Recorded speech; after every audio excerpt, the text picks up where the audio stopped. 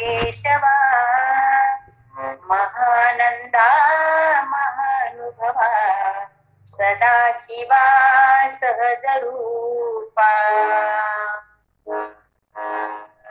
भाव धरून या वाची ज्ञानेश्वरी कृपा करी हरी तयावरी स्वमुखे आपण सांगेतो श्री विष्णू श्री गीता हा प्रश्न अर्जुनीसी तेची ज्ञानेश्वरी वाचे वदता साचे भय कळी काळाचे नाही तया स्वमुखे आपण सांगेतो श्री विष्णू श्री गीता हा प्रश्न अर्जुनीसी एका जनार्दनी संशय सांडोनी दृढ धरी मनी ज्ञानेश्वरी स्वमुखे आपण सांगेतो श्री विष्णू श्री गीता हा प्रश्न अर्जुनीसी पाहे पाच भजेचे चिरकूट राया जतन करिता कष्ट तैसा मी एक पतित परी तुझा मुद्रा अंकित मसी पत्र ते केवढे रावो चालवी आपुल्या पाढे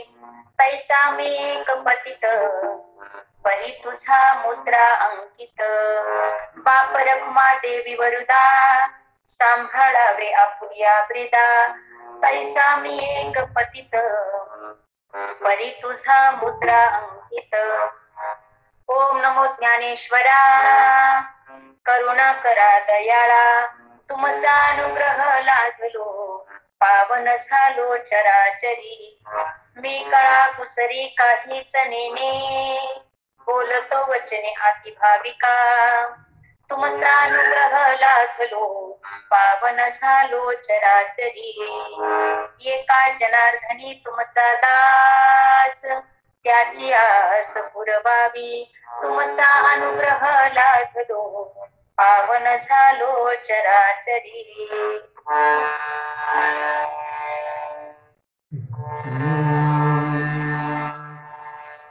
कुंडलिक वरदा हरी विठ्ठल श्री ज्ञानदेव तुकाराम पंढरीनाथ भगवान की जय माऊली ज्ञानेश्वर महाराज की जय जगद्गुरु तुकाराम महाराज की जय सच्चिदानंद घन ब्रजेंद्र नंदन श्यामसुंदर श्रीकृष्णचंद्र अर्थात पंढरीचे पांडुरंग परमात्म्याच्या परमकृपेनं ग्रंथराज ज्ञानेश्वरीच्या रसास्वादनाला आपण सुरुवात करत आहोत. उपस्थित सर्वच श्रोते सज्जनांच्या चरणावर साष्टांग प्रणिपात करून आपण चिंतन सुरुवात करणार आहोत. श्रीमद भगवद्गीतेवरील देशिकार लेणे म्हणजे ज्ञानेश्वरी. ज्ञानेश्वरीचं असं एक विशिष्ट स्थान आहे. केवळ महाराष्ट्र पुरतच नव्हे, ते जर मराठीमध्ये आहे, मराठी भाषिकांकरता खरं तर तो एक विशिष्ट असा ठेवा आहे. परंतु गीतेवरती केलेल्या सगळ्या टीकांमध्ये जर सर्वोच्च टीका जर कोणती असेल, अर्थात संस्कृतमध्ये टीका केल्यामुळे प्रत्येकाचं स्थान वेगळं आहे, परंतु ज्ञानेश्वरी जर कधी संस्कृतमध्ये असती तर अशी उत्तम टीका, उत्कृष्ट टीका कोणतीच नाही. हे केवळ माझं म्हणणं नाही, मी एका मोठ्या महात्म्याच्या मुखातून हे शब्द ऐकले होते, हरिद्वारला राहणारे, आणि खरोखर ती गोष्ट खरीच आहे. इतक्या सरळ सोप्या साध्या शब्दांमध्ये माऊली हे सगळं विशद करून सांगतात. जीवनाचा ग्रंथ म्हणजे ज्ञानेश्वरी आहे. ज्ञानेश्वरी म्हणजे केवळ तत्वज्ञानाचा ग्रंथ आहे आणि त्याच्यामध्ये केवळ तत्वज्ञानच भरलंय असं अजिबात नाही. संत जनाबाई महाराजांचा एक अभंग आहे, वाचावी ज्ञानेश्वरी डोळा पहावी पंढरी. खूप सुंदर वर्णन केलंय त्यामध्ये ज्ञानेश्वरीचं. वाचावी ज्ञानेश्वरी. आपण सगळ्या जणांनी हा अभंग ऐकला असेल, वाचला असेल. त्याच्यामध्ये खूबी आहे. ज्ञानेश्वरीबद्दल सांगितलेलं वर्णन तर आहेच, वाचावी ज्ञानेश्वरी डोळा पहावी पंढरी. पण तुम्हाला सांगू का, पहिल्याच शब्दामध्ये जनाबाई महाराज ती विशिष्ट एक रहस्य उलगडून आपल्यापुढे दाखवतात. वाचावी ज्ञानेश्वरी म्हणजे वाचन करावं एवढाच अर्थ नाही बरं का. वाचावी, वा चावी. चावी म्हणजे काय? कुलूप उघडायची चावी. वा, एखादी गोष्ट चांगली असेल तर आपण तिला वा म्हणतो. वा म्हणजे छान, सुंदर अशी असणारी ही चावी आहे. परमार्थ रूपी धन प्राप्त करायचं असेल तर त्या पेटीची असणारी ही चावी वाचावी. चावी आहे ही चावी. साध्या सोप्या भाषेमध्ये आपण तिला किल्ली म्हणतो. चावी वाचावी ज्ञानेश्वरी. चावी शब्दाचे दोनही अर्थ घेता येतात. वाचावी. आणि खरंच ज्ञानेश्वरीमध्ये ज्या काही गोष्टी प्रतिपादन केल्यात ना त्या काही विशेष आहेत, अद्भुत आहेत. केवळ परमार्थाचं चिंतन यामध्ये आहे असं नाही. ज्याला जे हवंय नवरसी भरवी सागरो करवी उचित रत्नांचे आगर. माऊलींच्या प्रतिभा शक्तीचं जर आपल्याला दर्शन करायचं असेल तर ज्ञानेश्वरी सारखा दुसरा ग्रंथ नाही. किंवा एखाद्या लेखकाची एखाद्या कवीची कल्पना किती पर्यंत असू शकते किंवा प्रतिभा किती उत्तुंग असू शकते, बस माऊलींच्या पलीकडे कोणी नाही. मराठीमध्ये तरी माऊलींच्या पलीकडे कोणीच नाही. जबरदस्त. त्यांच्या पुढे शब्द फिके पडावेत. शब्द प्रभू आहेत माऊली. ज्ञानांचे ईश्वर ज्ञानेश्वर त्यांचं जे नाव आहे. आणि आपण त्यांच्या अतिशय आवडत्या ग्रंथाचं चिंतन करत आहोत, ज्ञानेश्वरीचा. मी ग्रंथाबद्दल फार बोलणार नाही कारण आपण रोज ग्रंथाबद्दल ऐकत आहोतच. परंतु या ओवीमध्ये आपण आता 17व्या ओवीपर्यंत आपण आलोय. पहिल्यांदा आपण पाहून आलो सुरुवातीला गणेशाचं वर्णन, सद्गुरूंचं वर्णन, सरस्वती मातेचं वर्णन, ग्रंथाचं वर्णन, श्रीमद भगवद्गीतेचं वर्णन झालं, श्रोत्यांचंही वर्णन झालं. आणि या ठिकाणी ग्रंथाची थोरवी सांगत असताना तया गीतार्थाची थोरी स्वये शंभू विवरी जेथ भवानी प्रश्न करी चमत्कार होणे. आश्चर्यचकित होऊन ती भवानी माता पार्वती माता भगवान भोले बाबांना विचारते की तुम्ही नेमकं कशाचं चिंतन करत आहात. तुम्ही तर शिव आहात. शिव ही सर्वोच्च संकल्पना आहे. शिव म्हणजे ब्रह्मा विष्णू महेश यांच्यामध्ये पैकी असणारी देवता तर ठीकच आहेच, परंतु याच्याही पलीकडे परमतत्व जे आहे त्याला शिव असं म्हटलेलं आहे. शिवसंकल्पनेबद्दल कधीतरी आपण नंतर चर्चा करू. शिव ही संकल्पना केवळ ब्रह्मा विष्णू महेश यांच्यापुरते असणारे जे भगवान भोले बाबा आहेत त्यांच्यापुरती मात्र नाही. शिव ही सर्वोच्च असणारी संकल्पना आहे. जीव आणि शिव. जीवाला शिव होण्याची गरज असते. जीव एक टोक आहे, शिव दुसरं टोक आहे. या टोकापासून त्या टोकापर्यंतचा प्रवास जीवाकडून शिवापर्यंत जाण्याचा प्रवास आहे. जिथे जीवत्व संपून जातं, शिवत्व येतं, ती अवस्था परमोच्च अवस्था, ती अवस्था आहे शिव. तिने विचारलं तुम्ही तर त्या अवस्थेवरती आरूढ आहात, मग तरी सुद्धा तुम्ही कशाचं चिंतन करत आहात. आता तुम्हाला चिंतन करण्याची गरज नाही, तुम्ही त्या ठिकाणी पोहोचलात, मग परत कशाचं चिंतन करताय. तिला आश्चर्य वाटलं आणि म्हणून तिने विचारलं तेथ भवानी प्रश्न करी चमत्कार. चमत्कार म्हणजे आश्चर्यचकित होऊन ती प्रश्न करते. तेथ हरू म्हणे निजे देवी जैसे का स्वरूप तुझे तैसे हे नित्य नूतन देखीचे गीता तत्व. खूप सुंदर वर्णन केलंय. मी तुम्हाला सुरुवातीलाच सांगून आलो की ज्ञानेश्वरी हा केवळ तत्वज्ञानाचा ग्रंथ नाही तर तो जीवनाचा ग्रंथ आहे. जीवनाचा ग्रंथ. जीवनामध्ये कसं वागावं कसं बोलावं याचं सुंदर ज्ञान ज्ञानेश्वरीमध्ये केलेलं आहे. याच्यामध्ये या ओवीची खूबी सांगू तुम्हाला. पत्नीसोबत कसं बोलावं याचं सुंदर उदाहरण या ठिकाणी दिलंय. पत्नीसोबत व्यवहार कसा करावा, पत्नीसोबत बोलताना कसं बोलावं, मी फार व्यवहारामध्ये जाणार नाही. या ओवीला अनुसरून जे आहे तेच मी तुम्हाला सांगणार आहे. पत्नीसोबत माणसाने कसं बोलावं. खरं तर सांगू, पत्नीसोबत बोलू नये. बोलू नये म्हणजे तसं बोलणं नाही, पण तिच्या प्रश्नांना उत्तर देता येतील तेवढे तिच्या पुढे मौन राहावं. अगदी शक्य नसेल तर मानेने होकार नकार कळवावा. मानेने शक्य नसेल तर हो किंवा नाही एवढ्या दोन शब्दात तिच्या प्रश्नांना उत्तर द्यावेत. आणि अगदीच फार झालं तर फार त्रोटक बोलावं. पत्नी हे कारण काय आहे की तिच्यासोबत संसार करायचा असतो. आता अनेकांना प्रश्न पडेल हा तुमचा अनुभव आहे का. अनुभव म्हणा किंवा काही म्हणा, ओवीला अनुसरून मी तुम्हाला सांगतो पत्नीसोबत कसं बोलावं याचं सुंदर उदाहरण माऊली या ठिकाणी सांगतात. पत्नीसोबत कसं बोलावं, पत्नीसोबत कसं बोलावं, कसं वागावं ही गोष्ट महत्वाची. तिच्यासोबत बोलत असताना एकतर तिच्या माहेरच्यांबद्दल बोलू नये आणि बोललं तर चांगलंच बोलावं. त्यांना कधी नावं ठेवू नयेत बरं का. पत्नीच्या समोर तरी बोट ठेवू नयेत. कारण पत्नीच्या दृष्टीतून तुम्हाला सांगू का, इको येतोय का माझ्या आवाजाचा जास्त तुम्हाला. आवाज व्यवस्थित येतोय ना. कारण जर दोन मोबाईल समोर ठेवले असतील तर इको येऊ शकतो. जरा मग पहा. बाकीच्यांना आवाज येतो ना सगळ्यांना. दादा आज आवाज तसाच होतो, इकोच होतोय आज. इको आवाज. हा हो दादा आज काय झालंय नेटवर्क बघा बरं.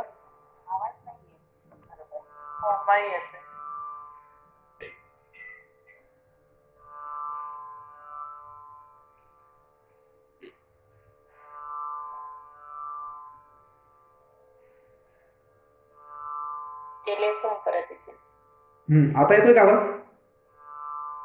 हा, आता येतोय का आवाज? हा आता येतोय दादा. आता व्यवस्थित आला का? हो हो. आता काही अडचण नाही ना आवाजाला? प्रॉब्लेम नाही ना? व्यवस्थित येतोय? ठीक आहे, सुरुवात करूया. ते तर हरू म्हणे नेनेजे, देवी जैसे का स्वरूप तुझे तैसे नित्य नूतन देखील गीता तत्व. पत्नीसोबत कसं बोलावं, कसं वागावं याचं सुंदर उदाहरण किंवा एक गाईडलाईन या ठिकाणी दिली आहे. तिच्यासोबत कसं बोलावं? एकतर तिच्यासोबत बोलत असताना तिच्या माहेरच्यांना कधीही नावं ठेवू नयेत. तिच्या दृष्टीने जर पाहायचं म्हटलं ना तर तिच्या दृष्टीने पाहायचं म्हटलं तर सगळ्यात सुखी म्हणजे तिची बहीण असते. सगळ्यात हुशार व्यक्ती जर कोणी असतील तर तिचे बाबा असतात. सगळ्यात हुशार जर कोणती स्त्री असेल तर ती तिची आई असते. सगळ्यात चांगलं घर कोणतं असेल तर तिचं माहेर असतं. सगळ्यात सुंदर गाव कोणतं असेल तर तिचं माहेरचं गाव, ते कसंही असू द्या, जायला तिकडे गाडी नसली तरी हरकत नाही, पण सगळ्यात सुंदर गाव म्हणजे तिचं माहेर. परिसर सुद्धा तो खूप सुंदर चांगला असेल तर मग ते सुंदर शहर आहे, आणि अगदी खेड असेल तर ते निसर्गरम्य आहे, पण ते मात्र सुंदरच असणार. तिच्या दृष्टीने सगळं सुंदर जर काही असेल, सगळ्यात चांगलं जर काही असेल तर ते सगळं आहे. आणि तिच्या दृष्टीने बिनकामाचा, डोके नसलेला, आळशी, निरुद्योगी, सतत सांगून सुद्धा ज्याच्या डोक्यात बसत नाही असा व्यक्ती म्हणजे कोण? आता ते पण सांगायला हवं का?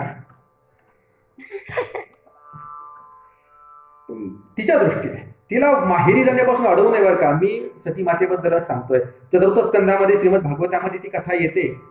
दक्षाच्या घरी असणारा यज्ञ, वडिलांच्या घरी यज्ञ आहे आणि त्यावेळेला जायचंय. पार्वती सती जाण्याचा प्रयत्न करते, भोलेबाबांनी तिला अनुमती दिली नाही. तिला माहेरी जाण्यापासून कधी अडवू नये. जायचं असेल ना, गुरुजींनी विचारलं, गंड्या सांग बरं, सापाच्या शेपटावर पाय देणे म्हणजे काय? तो म्हटला, पत्नीला माहेरी जाण्यापासून अडवणे.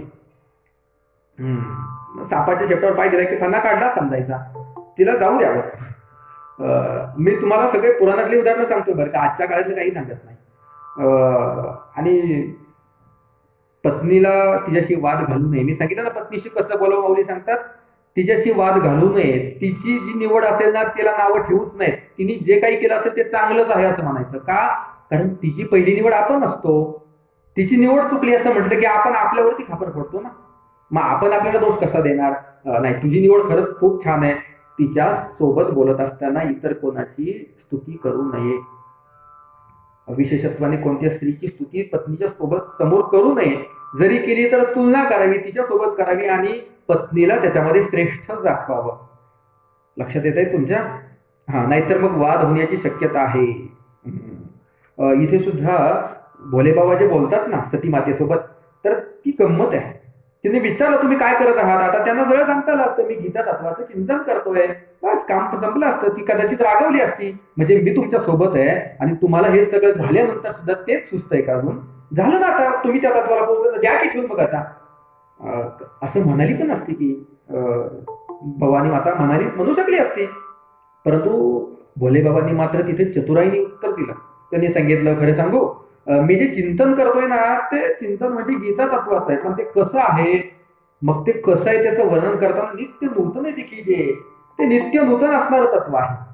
नित्य नूतन असणारं तत्व. पत्नीला जर एका पतीने पत्नीला विचारलं की तुम्हाला कशी बायको हवी होती हो? लाडामध्ये येऊन, स्त्रिया लाडामध्ये येऊन आपल्याकडून खरं काढून घेतात बरं का. म्हणजे सावधगिरीची सूचना सांगून ठेवतो, खरं बोलून घेतात आपल्या. आपण भावनेच्या भरात खरं बोलून जातो, पण त्या मात्र त्यावेळेला खूप चतुराईने आपल्याकडून प्रश्नांचे उत्तर घेतात. आणि तिने असंच एकदा नवऱ्याला विचारलं, तुम्हाला सुंदर बायको हवी होती की हुशार बायको हवी होती? आता पडला का प्रश्न. सुंदर म्हणू तर ही म्हणाल म्हणजे मग तुम्हाला मी आवडतच नाही, हुशार म्हणावी तर ती म्हणून तुम्ही मला हुशार समजतच नाही, म्हणजे आता दोन्हीकडून तेच प्रसंग. ती म्हणजे सांगा ना, तुम्हाला हुशार बायको हवी होती की सुंदर हवी होती? नवरा पण हुशार होता. नवरा म्हटला, खरं सांगू, मला सुंदर पण नको, मला हुशार पण नको, मला तूच हवी होतीस. विनोद समजला असेल तर हसू शकता. म्हणजे सांगायचा अर्थ असा की पत्नीसोबत बोलताना फार चतुराईने बोलावं लागतं, अन्यथा ती त्याचा फायदा घेऊ शकते. पत्नी म्हणजे असा एक पक्ष आहे ज्याला तुम्ही जर पिंजऱ्यामध्ये डांबून ठेवलं ना, तो अगदी तुम्हाला चोचीचा प्रहार करून पळण्याचा प्रयत्न करेल. आणि तेच जर तुम्ही त्याला मुक्त जर ठेवलं ना, तर तुमच्या अंगा खांद्यावरती वावरेल. त्याला मोकळं ठेवावं, मुक्त ठेवावं, मग तो तुम्हाला आनंद देईल. बंधनामध्ये म्हटलं की मग मात्र आनंद नाही. तिच्याशी बोलताना कसं बोलावं हे मी तुम्हाला सांगतोय. ज्ञानेश्वरीच्या ओवीचा आधार घेऊन कसं बोलावं. खरं तर ना प्रेम जे असतं ना ते पहिल्या वर्षी जसं असतं लग्न झाल्यानंतर तेवढं नंतर राहत नाही. नंतर ते मध्यंतरीच्या काळामध्ये फारच कमी होऊन जातं. म्हातारापणामध्ये एकमेकांची गरज भासली की मग मात्र परत ते एकमेकांच्या जवळ येतात. ती खरं मुरलेलं प्रेम असं म्हणता येईल त्याला. परंतु सुरुवातीच्या काळात म्हणजे लग्नानंतर पहिले 2-4 वर्ष असणारं प्रेम 10-5 वर्षानंतर तेवढं काही राहत नाही. कारण त्यांनी एकमेकाला पूर्णपणे ओळखलेलं असतं आणि एकदा ओळखलं की मग मात्र तिथं काही राहत नाही. प्रेम कायम राहावं असं वाटत असेल तर तुमच्याकडे काहीतरी गुप्त गोष्ट सतत असावी की जिची त्या व्यक्तीला ओढ लागेल. काहीतरी आहे बरं का याच्याकडे विशेष आहे म्हटलं की मग लोकांना थोडंसं असं आकर्षण वाटतं. आणि एकदा कसं सगळं समजलं काही नाही याच्याकडे जे होतं ते सगळं कळून गेलं मग आकर्षण संपून जातं. आकर्षण कायम राहण्याकरता काहीतरी नाविन्य आपल्याजवळ असायला हवं. नित्य नूतन देखीचे गीता तत्व. भोले बाबा सांगतात की जसं तुझं स्वरूप आहे ना नित्य नूतन, म्हणजे पहिल्या क्षणाला जसं वाटतेस तसं तू दुसऱ्या क्षणाला नाहीस. लग्नाच्या वेळेला जशी वाटत होतीस तशी आता नाही. आणि खरं जे असतं ना प्रेम ते नित्य नूतन असतं बरं का. नित्य नूतन राहण्याकरता ते सतत बदलत असतं. जे बदलतं तेच नूतन राहू शकतं ना. नाहीतर मग तसं कसं राहील. नित्य नूतन राहिलं तरच त्याच्यामध्ये आकर्षण राहील, त्याच्याबद्दल प्रेम राहील. बदलत असायला हवं. पती पत्नीचे भांडणं झाले मग तिने सांगितलं की तुमचा मला अमुक स्वभाव आवडत नाही. म्हटलं बरं ठीक आहे बदलतो मी. तुमचं बोलणं फार वाईट आहे, बोलणं सोडा. बोलणं सोडलं. तुम्ही वागताना फार खडूसपणे वागता, जरा चांगलं बघत जा. ठीक आहे तसं वागतो. तुम्ही हे करताना अमुक करता तमुक करता, हे तुमचं मला आवडत नाही, हे बदला ते बदला. तुम्ही शर्ट चांगले घालत नाही, कलर बदला, ही अशी बदल. तिने सगळं हे आवडत नाही ते बदला, ते आवडत नाही ते बदला. असं करत करत करत करत 4 वर्षामध्ये नवऱ्याला पूर्णपणे बदलून टाकलं. आणि नंतर 5व्या वर्षीची म्हणती कसं हो तुम्ही अजिबात पहिल्यासारखे राहिले नाही. म्हटले मग तूच माझ्यामध्ये बदल घडवला आणि परत मग ती पहिल्यासारखे राहिली नाही, म्हणजे याचा अर्थ काय. तिला तर नाविन्य हवं असतं आणि परत पहिल्यासारखं पण हवं असतं. तिला काय हवं हे तुम्ही सांगू शकत नाही. फक्त तिच्या समोर तिच्याशी चांगलं बोलणं आणि तिचं कौतुक करणं एवढं मात्र आपल्या हातामध्ये आहे. आणि ते पण अति होता कामा नाही. नाहीतर मग ती परत तिला पण समजतं बापरे ही आपली चेष्टा करतात बरं का. म्हणजे फार त्यापेक्षा जे बोलावं ना ते अगदी थोडक्यात आणि तिला पटेल, तिला रुचेल. तुम्हाला आवडेल की नाही हा प्रश्न वेगळा आहे. तिला आवडेल असं बोलावं. तुमची तत्वज्ञानाची भाषा बाजूला राहू द्या. भोले बाबांना सांगता आलं असतं मी गीता तत्वाचं चिंतन करतोय, तुला काय करायचंय, मग तर अवघडच झालं असतं. ती म्हणाली असते तुम्ही त्या भूमिकेवर आरूढ झाला ना कशाला चिंतन करता, द्या ठेवून. त्यांनी सांगितलं नाही बरं का, तुझं स्वरूप जसं नित्य नूतन आहे ना त्या प्रकारे नित्य नूतन असणारं जे गीता तत्व आहे ना त्याचं मी चिंतन करतो. मग तिने पुढचं ऐकलंच नाही.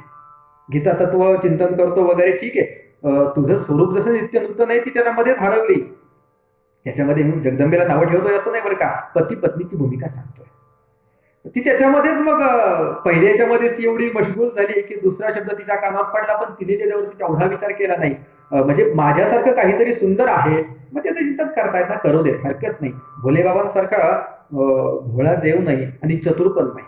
जो भोळा असतो ना तोच खरा चतुर असतो बरं का, आणि तोच भोळा पण असतो. त्यांच्याकडून खरं तर चतुराई शिकायला हवी. मग त्याने सांगितलं देवी जैसे का स्वरूप तुझे तैसे नित्य नूतन देखी जे गीता तत्व.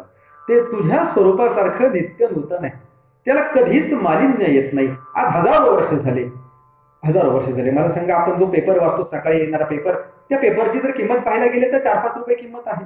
आणि श्रीमद भगवद्गीतेची जर किंमत पाहायला गेलं तर अगदी गीता प्रेसच्या भगवद्गीतेची किंमत काय हो, 4-5 रुपये. माझ्याकडे तर 1 रुपयावाली सुद्धा भगवद्गीता आहे, म्हणजे अगदी माझ्या हाताजवळच आहे म्हणून तुम्हाला दाखवली. याची किंमत फक्त 1 रुपया आहे. खूप वर्षांपूर्वी घेतलेली ही 1 रुपया किंमत जर सापलेलीच आहे. म्हणजे भगवद्गीतेची किंमत 1 रुपया आहे, 2 रुपये, 5 रुपये. आणि वृत्तपत्राची किंमत पाहायला गेलं तर 5 रुपये, 10 रुपये सुद्धा काहींची किंमत असेल. परंतु सकाळचं वृत्तपत्र दुपारी वाचताना तेवढी मजा येत नाही. सायंकाळी तर नकोसं वाटतं. दुसऱ्या दिवशी झालं तर तो पेपर शिळा होऊन जातो. म्हणजे त्याच्यामध्ये वाचलेलं ते तेवढ्याच दिवसापुरतं मर्यादित असतं. परंतु 2 रुपयाची भगवद्गीता मात्र आज 5000 वर्ष झाली तरी सुद्धा तेवढीच नित्य नूतन आहे. त्याच्यापेक्षा 1000 रुपयाचं पुस्तक आणलं ते पुढच्या वर्षी UPSCचे पुस्तकं दरवर्षी अपडेटेड होत जातात. नवीन पुस्तकं येतात, जुने पुस्तकं मोडीच्या रद्दीच्या भावाने मध्ये विकले जातात, त्यांना किंमतच राहत नाही. परंतु गीता नावाचं जे तत्व आहे, गीता नावाचा जो ग्रंथ आहे, आज 5000 वर्ष होऊन गेले, आजही त्यातील तत्वज्ञान तेवढंच मोलाचं आहे. अजूनही 5,000 चंद्र सूर्य असेपर्यंत श्रीमद भगवद्गीतेचं तत्वज्ञान सगळ्यांकरता सदैव मार्गदर्शकच ठरणार आहे. नित्य नूतन देखीजे गीता तत्व. अध्यात्मातील विचार कधीच शिळे होत नाहीत, त्यांना मालिन्य कधीच येत नाही. सदैव कोणत्याही काळामध्ये सतत ते आपल्याला मार्गदर्शनच करत असतात. आणि म्हणून तैसे नित्य नूतन देखीजे गीता तत्व. गीता तत्वाची थोरवी या ठिकाणी सांगितली आहे. हा वेदार्थ सागरो, पुढच्या ओळीमध्ये माऊली सांगतात, हा वेदार्थ सागरो जया निद्रिताचा गुरु, तो स्वये श्री सर्वेश्वरो प्रत्यक्ष अनुवादला. हा वेदार्थ सागरो, जो वेद आहेत ना, यस्य निश्वसती वेद. वेद म्हणजे त्या विष्णू नारायणाचे श्वास आहेत असं म्हटलं गेलं आहे. श्वास आहेत, वेदांना देवाचा श्वास म्हटलेला आहे. श्वास श्वास म्हणजे ज्याच्याशिवाय मनुष्य जगू शकत नाही, किंवा त्याच्या जिवंतपणाचं लक्षण म्हणजे श्वास आहेत. त्याच्याशिवाय त्याचं मूळ प्राण म्हणजे भगवंताचे प्राण म्हणजे वेद आहेत. दया निद्रिताचा गुरु या ठिकाणी असं सांगितलंय. माझा आवाज अजून पण येत नाहीये का तुम्हाला? व्यवस्थित येतोय की नाही? मला थोडस अनेकांचे मेसेज येत आहेत की आवाज येत नाही म्हणून. येतोय का आवाज? आवाज ब्रेक होतोय. काय करावं बरं?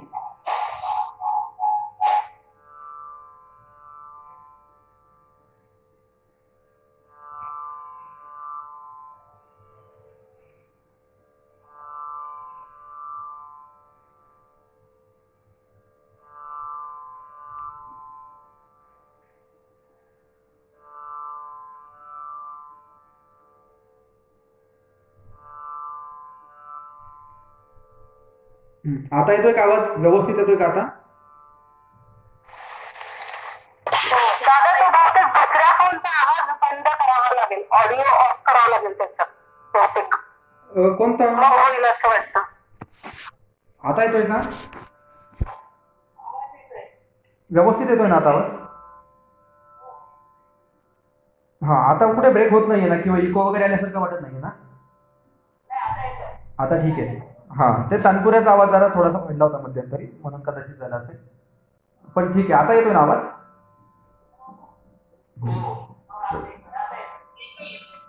ठीक आहे. हा वेदार्थ सागरू जया निद्रिताचा गुरु, तो स्वयश्री सर्वेश्वर प्रत्यक्ष अनुवादला. असं म्हणतात की भगवान विष्णू जे आहेत, भगवान नारायण जे आहेत, त्यांचा झोपल्यानंतर घोरणं जे असतं ना, आपल्यापैकी काही जण घोरत असतात आपल्या घरामध्ये, काही जण असतील की जे घोरतात, सहजपणे घोरत जातात. घोरताना त्या माणसाला जाणवत नाही आपण घोरतोय. ते एक नैसर्गिक असणारी क्रिया आहे.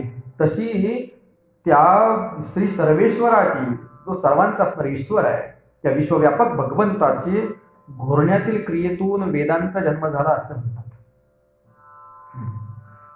वेदांचा जन्म भगवंताच्या श्वासातून झाला असं म्हटलं जातं. म्हणजे झोपेमध्ये प्रगट झालेले ते वेद. आता झोपेमध्ये म्हणण्याचा अर्थ देव कधी झोपत नाही, परंतु म्हणण्याचा अर्थ असा आहे की, कारण आपल्यासारखी माणसं झोपतात आणि आपली झोप म्हणजे असते की सगळं आपण विसरून जातो, परंतु भगवंताची झोप जी आहे ना, तर ती बेसावत नसते. म्हणजे तेवढं तो प्रत्येक वेळेला भ्रमरहित, भगवंताने जे सांगितले ना, परमात्म्याचा अवतार म्हणजे तो सतत जागृतीमध्ये आहे. भगवंत कधी झोपत नाही, परंतु सांगण्याचा अर्थ की ते सहजपणे तिथं प्रकट झालंय. श्वास जसे सहज प्रकट होतात ना, श्वास घ्यायला आपल्याला त्रास पडत नाही. त्रास म्हणजे म्हणण्याचा अर्थ असा की श्वास घेताना आपल्याला काही विशेष क्रिया करावी लागत नाही, की सहजपणे होते. सहजपणे होते. श्वास घेणं सोडणं या गोष्टीचं लक्ष दिलं काय किंवा न दिलं काय त्याच्यामध्ये काही फारसा फरक पडत नाही. नैसर्गिकपणे होणारी ती गोष्ट आहे, सहजपणे होणारी गोष्ट आहे. आणि तसं वेद जे आहे तर ते सहजपणे प्रकट झाले. परंतु गीतार्थ जो आहे, म्हणजे त्याच्या झोपेमध्ये त्याच्या घोरण्यातून वेदांची निर्मिती झाली, तसे आपण जर विचार जर केला तर त्या भगवंताने, तो सर्वेश्वराने जागेपणी आपल्या प्रिय भक्ताला स्वतःहून सांगितलेला उपदेश. आता मग सहजपणे झालेली घटना आणि विशेषत्वाने सांगितलेली गोष्ट याच्यामध्ये फरक आहेच ना.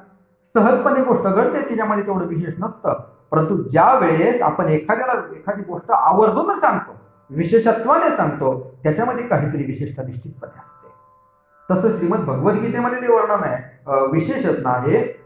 वेद तर सहजपणे प्रकट झाले, ते प्रकट करण्याकरता त्यांच्याकरता सायस करावे लागले नाही, परंतु भगवंताने स्वतः जागृतीमध्ये आणि आवर्जून आपल्या लाडक्या भक्ताला केलेला उपदेश म्हणजे श्रीमद भगवद्गीता आहे. हा वेदार्थाचा गुरु, वेदार्थ रूपी असणारा सागर, दया विदिताचा गुरु, त्या भगवंताच्या झोपेमध्ये त्याचे जे घोरणं आहे तो स्वयं श्री सर्वेश्वरू, तो प्रत्यक्ष भगवंत सर्वेश्वर प्रत्यक्ष अनुवादला त्यांनी स्वतः अनुवाद केलेला आहे. पुढे वर्णन केलंय पुढच्या ओळीमध्ये 73व्या, ऐसे जे अगाध जेथ वेडावती वेद तेथ अल्पमी मतिमंद काय होय. माऊली सांगतात या ओळीमध्ये की जिथे ऐसे जे अगाध हे जे ज्ञान आहे ह्या श्रीमद भगवद्गीतेमध्ये सांगितलेलं अगाध आहे. अगाध जेथ वेडावती वेद, त्याच्यामध्ये प्रतिपादन केलेले जे तत्वज्ञान आहे, जे तत्व आहे, परमतत्वाचं निरूपण करताना वेद देखील वेडावतात. वेदांची देखील मती कुंठित होते. वेदांनी मग त्याला नेती असं नाही तसं नाही म्हणून निषेधाने त्याचं वर्णन केलंय. कारण त्याचं वर्णन करायला वेदांना देखील वेदासी बाई पुसू नका काही कळलेच नाही.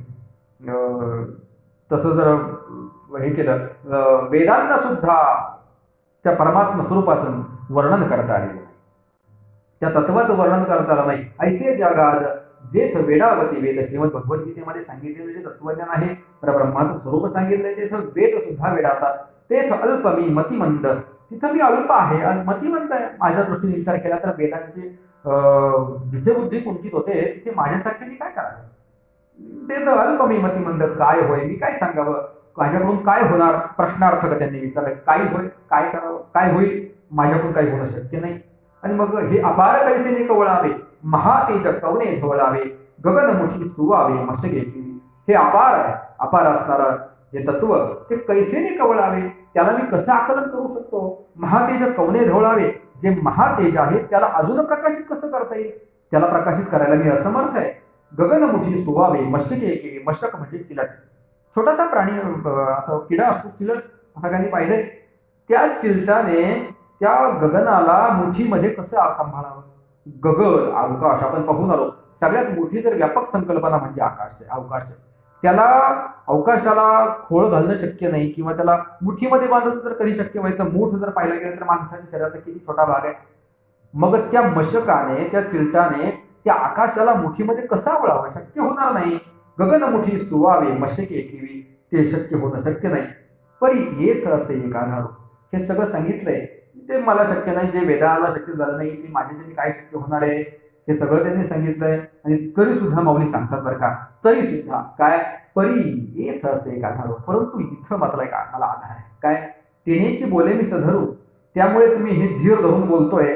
जे सानुकूल श्री गुरु ज्ञानदेव म्हणे, माऊली सांगतात मला अनुकूल असणारे माझे श्रीगुरु जे आहेत ना, त्यांचा मला आधार आहे. मी जे हे आता तुमच्या पुढे बोलतोय याच्या मागे जर कुणी असतील तर फक्त माझे सद्गुरू आहेत. हे सगळं माझ्या आवाक्याबाहेरची गोष्ट आहे, मला ते कधीच शक्य नाही, नव्हतं, नसेल. परंतु माझ्या करता एक मला आधार आहे, ते म्हणजे माझे सानुकूल, मला अनुकूल असणारे जे सद्गुरू आहेत ते माझ्या पाठीशी आहेत. आणि म्हणून मी धीर करून हे सगळं तुमच्या पुढे बोलतोय. जै सानुकूल श्री गुरु ज्ञानदेव म्हणे, एरवी तरी मी मूर्खो, जरी जाहला अविवेको, तरी संत कृपा दीपक सोज्वळ असे. माऊली सांगतात एरवी तरी मूर्ख, एरवी मी अज्ञानी आहे. आता माऊलीने स्वतःला मूर्ख म्हणून घेतलं तर मग आपल्यासारखी आपण स्वतःला काय म्हणावं. माऊली म्हणतात की मला तेवढी बुद्धी नाही, एरवी तरी मी मूर्ख, जरी जाहला अविवेको, मी अज्ञानी आहे. आणि असा गंभीर गीतार्थ सांगण्याचं धैर्य माझ्या ठिकाणी नाही, तेवढी बुद्धी माझ्याकडे नाही. तरी सुद्धा हे जर सांगत असताना अविवेक जर माझ्याकडून झाला असेल, अविवेक माझ्याकडून होतोय, गीतार्थ सांगण्याचा विचार मी करतोय, अविवेक मी करतोय, अविवेकू परतही संत कृपा दीपकू, संत रूपी कृपेचा दीपक, संतांची कृपारूपी दीपक, संतांनी केलेली जी कृपा आहे त्या कृपेमुळेच तो दीपक, संतांच्या कृपेला दिव्याची उपमा दिलेली आहे. दिव्याच्या प्रकाशामध्ये आपल्याला अंधारामध्ये असणाऱ्या सगळ्या गोष्टी स्पष्टपणे दिसतात. दिव्याचे जे फार मोठे उपकार आहेत, त्याच्या प्रकाशामध्ये आपण व्यवहार करू शकतो. तसं माऊली सांगतात की संत कृपेचा दीपक सोज्वळ असे, तो मला लाभला आहे आणि तो सुंदर असणारा दीपक, आणि त्या दीपकाच्या प्रकाशामध्ये मी हे सगळं करण्याचा प्रयत्न करतोय. एरवी तरी मी मूर्खो, जरी जाहला अविवेको, जरी माझ्याकडून अविवेक जरी होत असेल तरी सुद्धा संत कृपा दीपकू सोज्वळ असे, संत कृपेचा दीपक माझ्या करता सतत तेवत आहे. त्याच्या प्रकाशामध्ये मी हे सगळं कर्म करतोय, सगळं काही बोलतोय. एरवी तरी लोहाचे कनक होय, हे सामर्थ्य परिसीचं आहे. की मृत ही जीवितला हे अमृत सिद्धी. माऊली या ठिकाणी एक सुंदर आता दृष्टांत देतात बरं का. लोहाचे कणक होय, लोहाचे म्हणजे लोखंडाचे कणक होय, लोखंडाचं जर सोनं होत असेल, हे सामर्थ्य परिसीचं आहे. हे परिसामध्ये असणारं सामर्थ्य. लोखंडाला जर सोनं लावलं, लोखंडाला जर परिस लावला तर त्या लोखंडाचं सोनं होतं. हे परिसाच्या ठिकाणी असणारं सामर्थ्य आहे की मृत ही जीवितला हे अमृत सिद्धी. एखादा जीव जर मृत्युमुखी पडला असेल, त्याला जिवंत करण्याचं सामर्थ्य ते अमृतामध्ये आहे, अमृत सिद्धीमध्ये आहे. म्हणजे लोखंडाला जर परिस लावला तर त्याचं सोनं होतं. एखादा मृत असेल, त्या मृताला जर अमृत संजीवनी दिली तर तो जिवंत होतो. हे उदाहरण या ठिकाणी दिलंय. पुढे सांगितलंय, जरी प्रगटे सिद्ध सरस्वती, जर सिद्ध सरस्वती प्रकट झाली तरी मुकया अति भारती, मुक्याला सुद्धा ज्ञान होईल आणि तो ज्ञानाची भाषा बोलू लागेल. भारती तर तो त्या ठिकाणी आपल्याला जो मुखामध्ये जर सरस्वती आली, मुखम करोती वाचालम पंगुलंग येते, तो जो मुका असेल तरी सुद्धा तो ज्ञानाची गोष्ट सांगू शकेल, ज्ञानाबद्दल चर्चा करू शकेल. तरी मुकया अति भारती येथ वस्तू सामर्थ्य शक्ती नवल काही. इथं जे काही आहे ना, वस्तूचं सामर्थ्य सांगितलंय. याच्यामध्ये हे सगळं घडत असताना अजून एक पुढे उदाहरण झालं सांगितले बरं का. मी या उदाहरणाचं एकत्रित तुम्हाला हे सांगणार आहे. माऊली सांगतात की हे असं जर घडत असेल तर त्या ठिकाणी त्या वस्तूचं ते सामर्थ्य आहे. कोणत्या वस्तूचं सामर्थ्य आहे? परिसाचं सामर्थ्य आहे, लोखंडाचं सोनं बनवण्याचं, किंवा अमृताचं सामर्थ्य आहे, मेणीला जिवंत करण्याचं, किंवा सिद्ध सरस्वतीचं सामर्थ्य आहे, मुक्याला सुद्धा ज्ञानाच्या गोष्टी करून देण्याचं. हे सामर्थ्य त्या वस्तूच्या ठिकाणी आहे. येथ वस्तू सामर्थ्य शक्ती नवल काही. त्याच्यामध्ये नवल काय हो? त्या वस्तूच्या ठिकाणी त्या गोष्टी आहेतच ना, ते सामर्थ्याच्या ठिकाणीच आहे. पुढे सांगितलंय का जया ते कामधेनू माय, तयासी अप्राप्य काही आहे, म्हणून मी प्रवर्तोला आहे ग्रंथी ये. का जया ते कामधेनू माय, ज्याची कामधेनू प्रत्यक्ष कामधेनू ज्याची माता आहे, आई आहे, तयासी अप्राप्य काही आहे. त्याला जर आई जर कामधेनू म्हणून लाभली तर त्याला अप्राप्य काय हो? त्याला प्राप्त होणार नाही अशी गोष्ट कोणती? कामधेनू म्हणजे अशी एक गाय आहे की जिच्याकडे आपण कोणतीही जरी इच्छा केली तरी ती पूर्ण करते.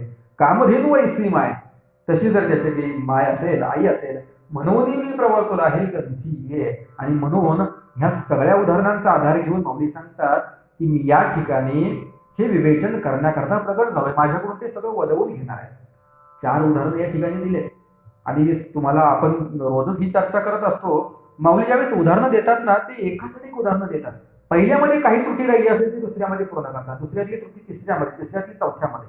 सलग उदाहरणं माऊली देतात. माऊलींचं विशेष खूप एरवी ती उदाहरणं देणार नाहीत, आणि द्यायला जर सुरुवात केली की मग मात्र असे उदाहरणं देतील की अप्रतिम, एकमेकांशी संबंधित असणारे आणि खूप सुंदर त्याच्यामध्ये असणारा जो भाव आहे तो काहीतरी विशेष आहे. इथं 4 उदाहरणं दिलेत. पहिलं उदाहरण दिलं परिसाचं, दुसरं जे दिलंय ते अमृताचं दिलंय, तिसरं दिलंय सरस्वती मातेचं, आणि चौथं दिलंय कामधेनू रूपी गाईचं. आता ह्या 4 उदाहरणांमध्ये माऊलींना नेमकं काय सांगायचंय तुम्हाला सांगू. हे 4 उदाहरणं जी आहेत ना, या 4 उदाहरणांची एक गंमत आहे. म्हणजे लोह आणि परिस ह्या उदाहरणाचा जर विचार केला तर ह्या दोन्ही गोष्टी निर्जीव आहेत. त्याच्यामध्ये सजीवता कुठे आहे? निर्जीव आहेत. लोह पण निर्जीव आहे आणि परिस सुद्धा निर्जीव आहे. मग त्या दोन्हींचा एकमेकाला स्पर्श झाला तर त्या लोखंडाचं सोनं होतं. आता सोनं जगातील सर्वोच्च किंवा सर्वात मौल्यवान असणारा धातू आहे. त्याच्या पुढे अजून काही धातू असतील मला माहित नाही, परंतु सोनं म्हणजे केवळ सर्वोच्च किंवा मौल्यवान असणारा धातू असंच नव्हे. सोनं ही एक सुंदर संकल्पना आहे. म्हणजे एखाद्या गोष्टीचं सोनं झालं म्हणजे ती गोष्ट सर्वोच्च अवस्थेला पोहोचली. सोन्याचा दिन वाजे अमृते पाहिला. सोन्याचा दिवस सोन्याचा असतो का? सोन्याचा दिवस असतो म्हणजे त्या दिवसात ते सर्वोच्च अवस्थेला पोहोचलेला दिवस. म्हणजे सोनं ही संकल्पना जी आहे ती सर्वोत्तम या गोष्टीकरता वापरली जाते. सोनं, जीवनाचं सोनं होणं आपण साध्या शब्दामध्ये बोलतो. तर मग या दृष्टीने विचार केला तर त्या लोखंड म्हणजे काय फारसं मूल्यवान नाही. सोन्याच्या दृष्टीने विचार केला तर खूप काही कमी आहे, परंतु त्या लोखंडाला सुद्धा सोन्यामध्ये रूपांतर करण्याचं सामर्थ्य परिसाच्या ठिकाणी आहे. परंतु हे दोन्ही पण जे आहेत ना ते निर्जीव आहेत.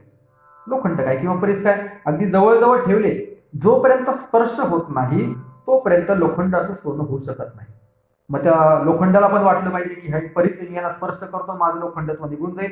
किंवा त्या परिसराला वाटायला पाहिजे की अरे लोखंड दिसतंय, गंजून जाईल, याला लवकरात लवकर सोनं करू. तुम्ही जर त्यांच्यामध्ये थोडंसं अंतर ठेवून जर ठेवले ना वर्षानुवर्ष, तरी सुद्धा ते स्वतःहून एकमेकांजवळ येणार नाहीत आणि एकमेकाला स्पर्श करणार नाहीत.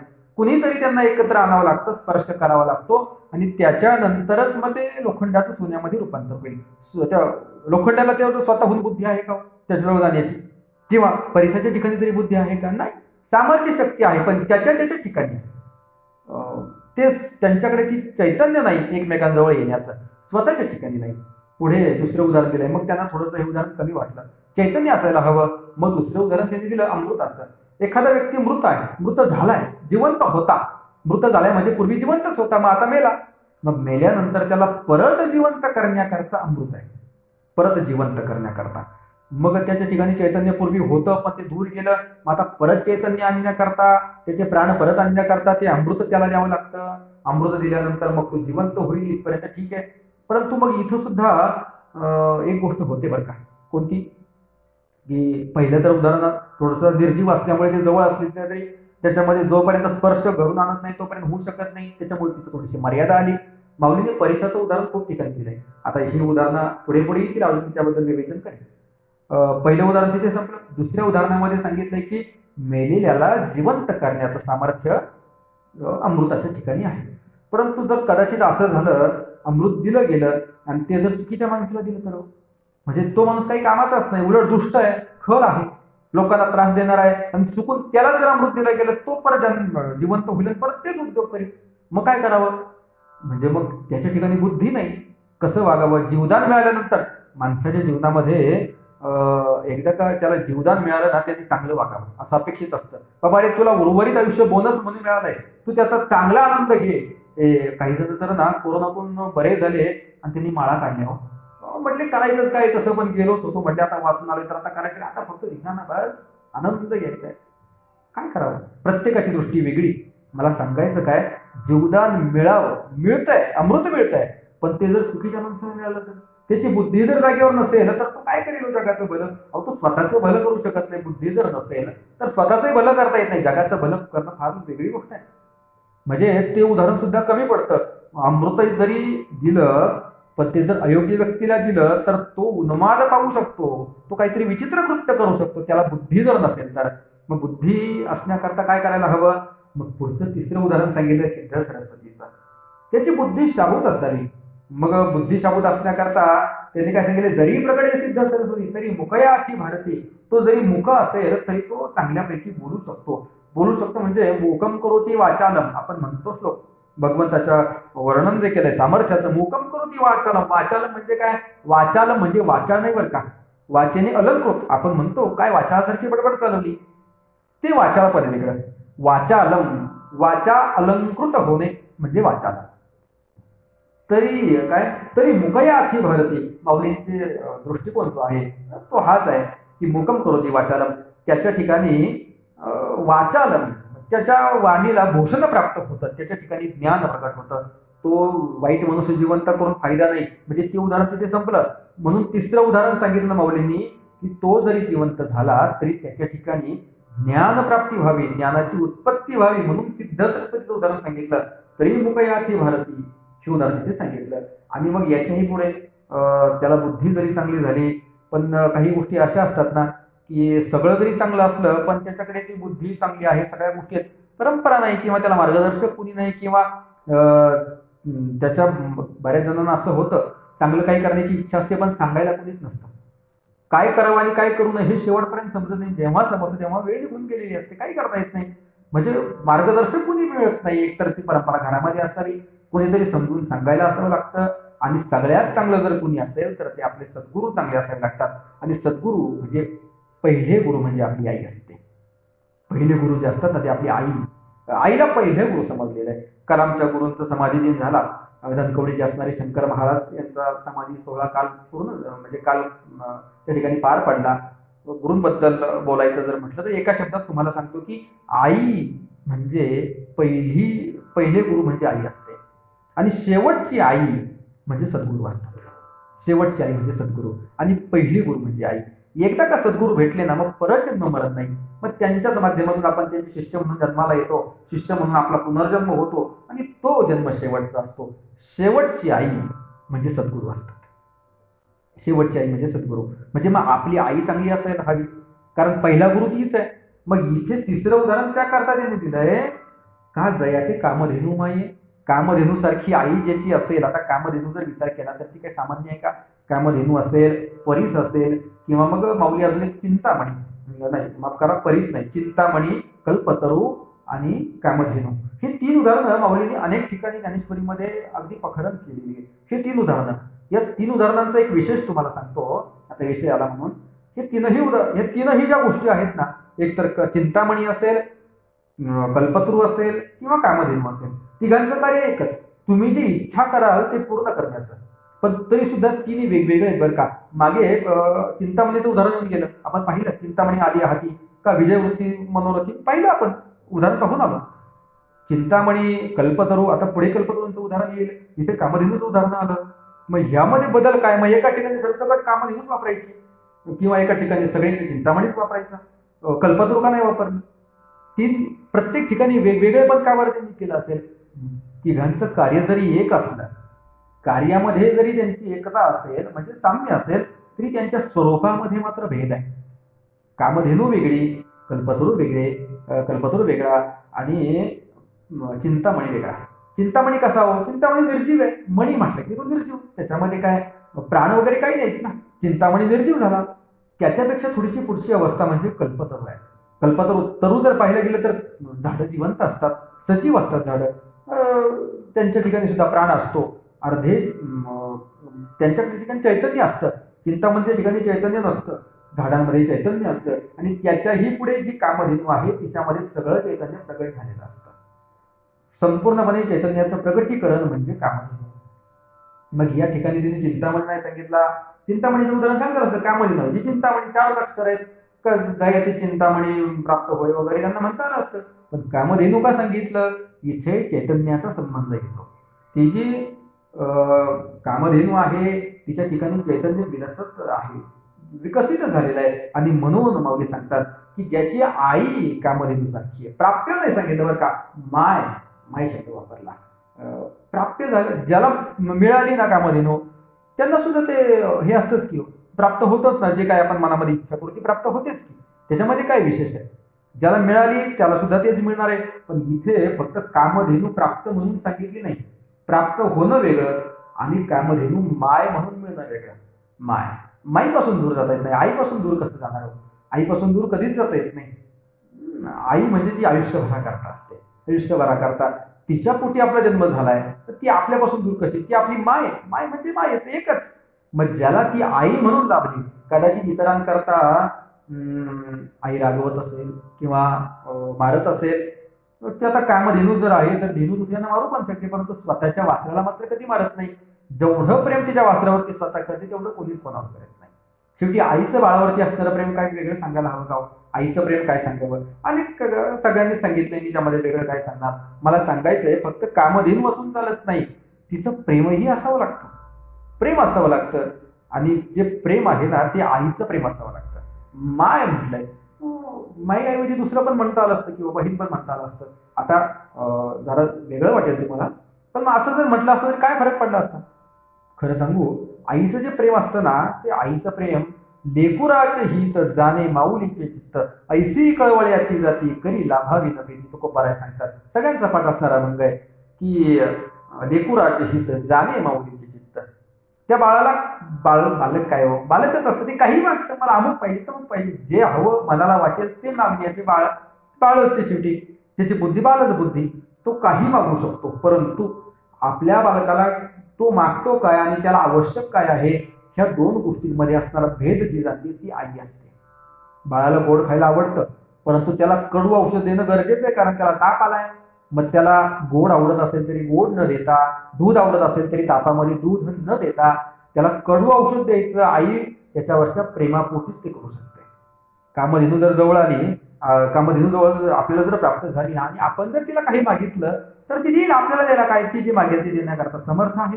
परंतु ती जर आपली आई असेल ना तर मग आई आपल्या हिताचा विचार करेल. हे दिल्यानंतर माझ्या बाळाला फायदा होईल का तोटा होईल. दुसऱ्याला जर द्यायचं असेल ना मग काही नाही, त्याला काही होते, काय करायचं आपल्याला, देऊन टाका, त्याला दिलं तरी काही फरक पडत नाही. परंतु आपली आई मात्र ती वस्तू देताना आपल्या हिताचा आधी विचार करेल. आई असेल तर दुसऱ्यांकरता नाही ती तेवढा विचार करू शकणार, कारण तिचं प्रेम तिचं तेवढं असेल नसेल सांगू शकत नाही, पण बाळाबद्दल मात्र निश्चित असेल. मग इथे माऊलींनी एक कामधेनू माय म्हणून सांगितले. माय, आई म्हणून ज्याला कामधेनू प्राप्त झाली. कदाचित माझ्यासारखा एखादा वेळा माणूस काही मागेल, पण ती आई आहे, मग ती जाणते याला काय हवंय. हा जरी काही मागत असला तरी याच्याकरता काय कशाची गरज आहे, याच्याकरता हे हिताचं आहे की अहिताचं आहे ही जाणून ती मग आपल्याला देणार आहे. तिथं तिने कसोटी लावली. मागितलं म्हणजे लगेच द्यायचं नाही. दिले ना तुला आत्ता अजिबात नाही मागायचं, हे मिळणार नाही, तुझ्याकरता नाही आवश्यक, तुला त्याची गरज नाही, हे फक्त आपल्याला आई सांगू शकते. आणि आई सांगते म्हणून कामधेनू माय तयासी अप्राप्य काही आहे. मग इथे शेवटची उपमा जी दिली ना, उदाहरण जे शेवटचं दिलं ना, तर ते दिलं आहे कामधेनूचं. पहिलं उदाहरण दिलंय ते सोन्याचं, परिसाचं, लोखंडाचं, ते थोडंसं उदाहरण कमी पडलं म्हणून दुसरं उदाहरण सांगितलं. म्हणजे कमी पडलं मग ते ड्रॉप केलं असं नाही बरं का, त्याचंही तेवढं महत्व आहेच. आमूलाग्र बदल घडवण्याचं सामर्थ्य त्या परिसाच्या ठिकाणी आहे. म्हणजे सद्गुरूंच्या ठिकाणी परिसाची उपमा सुद्धा लागू पडतेच, का तर ते लोखंडाचं सोनं बनवतात. दुसरी उपमा सुद्धा त्या ठिकाणी लागू पडते की अगदी मृतप्राय झालेला मनुष्य तो सुद्धा त्याला परत चैतन्य देण्याचं कार्य सद्गुरू करतात, त्याला पुनर्जन्म त्या शिष्याचा होतो सद्गुरूंच्या सामर्थ्याने. म्हणून दुसरं उदाहरण अमृत सिद्धी सुद्धा उदाहरण त्यांना लागू पडतं. तिसरं, जरी प्रगटे सिद्ध सरस्वती, त्याच्या वाचेला ते तेवढं सामर्थ्य देऊन त्याला बोलतं करतात, त्याला ते ज्ञान देतात. तरी मुखयार्थी भारती, त्याच्या मुखातून ते ज्ञानाचे शब्द ते वदवून घेऊ शकतात, ते सामर्थ्य सुद्धा त्यांच्याकडे आहे, ते सुद्धा उदाहरण त्यांना लागू पडतं. आणि सगळ्यात शेवट सांगितलं की ज्याची कामधेनू अशी आईच आहे, मग त्याला काय कमी हो, सगळं त्याला काही प्राप्त होऊ शकतं. आणि म्हणून तयासी अप्राप्य काही आहे, म्हणून मी प्रवर्तला हे ग्रंथी. त्या आधाराने मी हे सगळं करू शकलो, करतोय, त्यांच्या आधाराने त्यांच्या ठिकाणी असणार हे सगळं सामर्थ्य, त्यामुळे माझ्यामध्ये घडलेला बदल. आणि म्हणून एवढं अप्राप्य असणार, वेदांनाही याचा अर्थ समजला नाही, जेथ वेडावती वेद असं असणारं जे तत्व, त्याचा मी अनुवाद करू पाहतोय. हे जर कशामुळे असेल तर फक्त सद्गुरूंच्याच कृपेमुळे आहे. येत सानुकूल श्रीगुरु, मला अनुकूल असणारे श्रीगुरु जे आहेत ना, त्यांच्यामुळे मी हे सगळं करू शकतो. माऊली सगळा मोठेपणा आपल्या सद्गुरूंना देतात आणि सगळा मोठेपणा देतात. पुढे अजून 5 ओव्या आहेत, नंतर मग श्लोकाला सुरुवात होईल. तरी न्यूनते पुरते अधिकते सरते, बरोबर आहे ना, तरी न्यूनते पुरते अधिकते सरते करुणे घ्यावे हे तुमते विनविश्वासे. तरी जे कमी असेल, जे न्यून म्हणजे कमी, जे कमी असेल ते पूर्ण करून घ्या, अधिक जे असेल ते सरत करून घ्या, जे जास्त झालं असेल ते कमी करावं. म्हणजे कुठं उन्हपुर असेल, आपण बघतो कमी जास्त झालं का, काही कमी झालं असेल तर व्यवस्थित करा, जास्त असेल तर व्यवस्थित करून घ्या. अधिक ते सरते करून घ्यावे तुमचे विनविश्वासे. तुम्ही हे सगळं जसं तुम्हाला हवंय गोड करून घ्या, माझी तुम्हाला ही प्रार्थना आहे. आता देई अवधान तुम्ही बोलविल्या मी बोलेन, जैसे चेष्टे सूत्राधीन दारू यंत्र. या ठिकाणी सांगितलंय की ज्याप्रमाणे दारू यंत्र म्हणजे लाकडाची बाहुली, मग ते चेष्टे सूत्राधीन इथं उदाहरण दिलंय. आता देई अवधान तुम्ही बोलविल्या मी बोलेन, तुम्ही मला बोलवताय म्हणून मी बोलतोय, अन्यथा माझ्याकडे जेवढी शक्ती नाही. श्रोत्यांना आता मोठेपणा दिलाय. मौली सांगतात की जैसे चेष्टे सूत्राधीन, त्याच्या तुम्ही बाहुल्या पाहिल्या असतील, कळसूत्री बाहुल्या, की त्या बाहुल्या जसे ते बोट जसे ते सूत्र हलवू तसं त्या बाहुल्या नृत्य करतात किंवा जे काही असेल ते त्या ठिकाणी नाचताना आपल्याला दिसतात. त्या प्रकारे मी सगळं ते मला नाचवणारे आहे. आणि खरं सांगू का, आपल्या सगळ्यांचे सूत्र ना त्यांच्याच हातामध्ये, आपण उगीच इकडे तिकडे ओढण्याचा प्रयत्न करतो आणि मग सगळं ते आपल्याला, त्यांना वाटतं याने हात वर करावा ना, आपण हात खाली जोरात हे करतो, मग त्रास होतो आपल्याला. आपल्याला त्रास का होतो, भगवंताच्या इच्छेविरोधात आपण वागण्याचा प्रयत्न केला की मग होता. म्हणजे जसं आपण एकदा कळसूत्री बाहुली बनलो आणि त्याच्या हातामध्ये सगळे सूत्र दिले ना, मग आपण विचार करायचा नाही, आहे ना तो सांभाळणारा.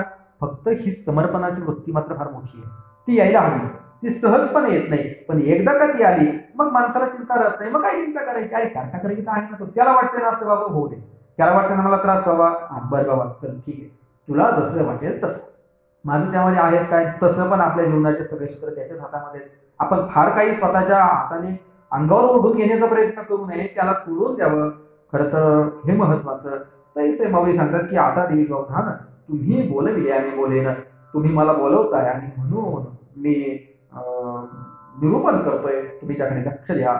आता देवी अवधान तुम्ही लक्ष द्या. ज्या प्रकारे ते दारू यंत्र ते चेष्टेसूत्राधीन असतं त्या प्रकारे तैसा आम्ही अनुग्रहित साधूंचा निरूपित ते आपला अलंकारित भलतया आहे. तैसा मी अनुग्रहित, त्या प्रकारे मी अनुग्रहित आहे, त्याप्रमाणे मी तुमच्या गुरुजनांचा कृपापात्र आहे, अनुग्रहित आहे, कृपापात्र आहे आणि त्यांच्या आज्ञेप्रमाणे वागवणार आहे. साधूंचा निरूपित, साधूजनांना जे आवडेल त्या गोष्टीचं निरूपण करणार आहे, त्यांचा निरोप पोहोचवणार आहे. वेदमार्गे मुनी गेले त्याची मार्गे चालिलो. संत सांगतात ते जे वेदमार्गाने जे मुनी गेले ना त्याच मार्गाचं त्यांना जे आवडेल ते आम्ही तुम्हाला प्रतिपादन करून सांगू, आम्ही आमच्या मनाचं सांगणार नाही. साधूंचा निरूपित ते आपला अलंकारित भलतया करी, त्यांनी साधूंना आवडेल तसं त्यांनी आपल्या लेकराला अलंकृत करून सांगितलंय की तुला जसं वाटेल ना ते आपलं अलंकारित भलतया करी. त्यांनी मला त्यांचं स्वतःचं मानलंय, त्यांचं निरूपण मी करण्याकरता आलोय, त्यांनी मला आपलं मानलंय, ते आपलं अलंकारित भलतया करी. मी जरी कोणी जरी असेल तरी सुद्धा त्यांनी स्वीकार केलाय, त्या साधूंनी माझा सद्गुरूंनी माझा स्वीकार केलाय. एवढीच सांगून तव श्रीगुरु म्हणती राही, हे तुझं बोलावे नलगे काही, आता ग्रंथा चित्त देई धडकरी वेगा. मग श्रीगुरु आता एवढं सगळं सांगून झाल्यानंतर मग श्रीगुरूंना वाटलं की नाही आता मूळ विषयापर्यंत जायला हवं, खूप वेळ झालाय आणि एवढ्या वेळामध्ये मग आता मूळ विषयाला सुरुवात व्हायला हवी. तर श्रीगुरु म्हणती राही. मग श्रीगुरु त्यावेळेला म्हणतात हे तुझं बोलावे नलगे काही, हे काय बोलण्याची गरज नाही बाबा, झालंय ना आता तू इथपर्यंत बोललास, भरपूर झालं, आता बोलण्याची गरज नाही. हे तुझं बोलावे नलगे काही, हे तुला बोलण्याची गरज नाही. आता ग्रंथाचित्त देई झडकरी वेगा, आता मूळ ग्रंथामध्ये आपण प्रवेश करणार आहोत. त्या ग्रंथाकरता तू चित्त देई झडकरी वेगा, पटकन त्या ग्रंथाच्या अर्थाकडे तू आता जायला सुरुवात करावीस.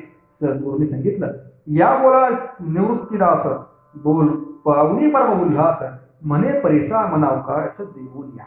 मग हे त्यांचं ऐकल्यानंतर सद्गुरूंनी सांगितलं ना की हा बाबा आता तू ग्रंथाला सुरुवात कर. म्हणजे त्यांनी आज्ञा दिली, त्यांच्या आज्ञेचा मान राखायला पाहिजे, त्यांची आज्ञा पालन केलं पाहिजे. त्यांनी आज्ञा दिली, त्या आज्ञेमध्येच त्यांनी आशीर्वाद सुद्धा दिला की आता तू झडकरी लगेचच सुरुवात कर, ग्रंथाकडे लक्ष दे आणि त्याचं निरूपण सुरुवात कर. या बोला निवृत्तीदास स्वतः मौली म्हणतात की या बोला नेहमी त्यांचा असणारा दास म्हणजे ज्ञानेश्वर महाराज स्वतः पावनी परम उल्हास, अतिशय त्यांना आनंद वाटलाय. पावनी परम उल्हास म्हणे परिसा मनवकाश देऊन या. मग म्हणतात की मनाला अवकाश देऊन ऐकण्याची विनंती केली. म्हणे परिसा मनावकाश देऊन या, मनाला अवकाश देऊन परिसा, परिसा म्हणजे ऐका, अवकाश द्या. अवकाश देऊन म्हणजे बाकीचं काहीच न ऐकता फक्त अवकाश देऊन ऐका, बाकीचं सगळं बाजूला ठेवा आणि ऐकण्यासारखं जे आहे ते हे आहे म्हणून याच्याकडे तुम्ही विशेष लक्ष देऊन ऐका.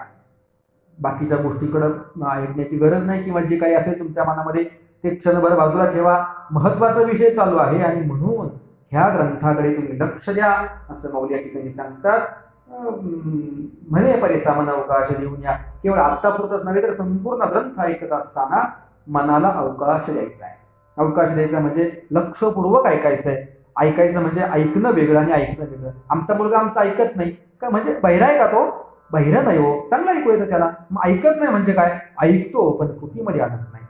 ऐकणं वेगळं आणि त्याचे ऐकणं म्हणजे कृतीमध्ये आणणं वेगळं. म्हणजे इथे सांगितलं की तुम्ही ऐका. ऐका म्हणजे दोन्ही अर्थाने ऐका. आधी श्रवण करा नंतर कृतीमध्ये आणा. आणि म्हणून म्हणे परिसा मन अवकाश देऊन या. मग हे अवकाश देऊन मनाला अवकाश देऊन याचं तुम्ही चिंतन श्रवण करा या ठिकाणी सांगितलंय. आणि याच्यानंतर श्रीमद भगवद्गीतेला सुरुवात होते धृतराष्ट्र आणि मग जे पुढचं चिंतन आहे या श्लोकापासून पुढे भगवद्गीतेला आतापर्यंत ही सगळी प्रस्तावना झाली आणि याच्यात भूमिका मांडली. याच्यानंतर प्रत्यक्ष श्रीमद भगवद्गीतेच्या निरूपणाला सुरुवात होतीये आणि जे चिंतन आहे ते आपण पुढच्या सत्रामध्ये पाहणार आहोत. परवा दिवशी आता आपला पाठ होईल. उद्याचा जो पाठ आहे तो श्रीमद भागवतातील भीष्मस्तुती या विषयावरती होईल. वेळ हीच आहे 9 ते 10. एक दिवसाआड आपला ज्ञानेश्वरीचा पाठ आहे आणि एक दिवसाआड आपला ज्ञानेश्वरीचा रसास्वादनाचा पाठ आहे. झालेली सेवा मौलींच्या चरणी समर्पित करून याच ठिकाणी आपण थांबू. इत्येषा वाङ्मयपूजा श्रीमत्शंकर पादयोः अर्पिता देवी प्रियतामे सदाशिवः.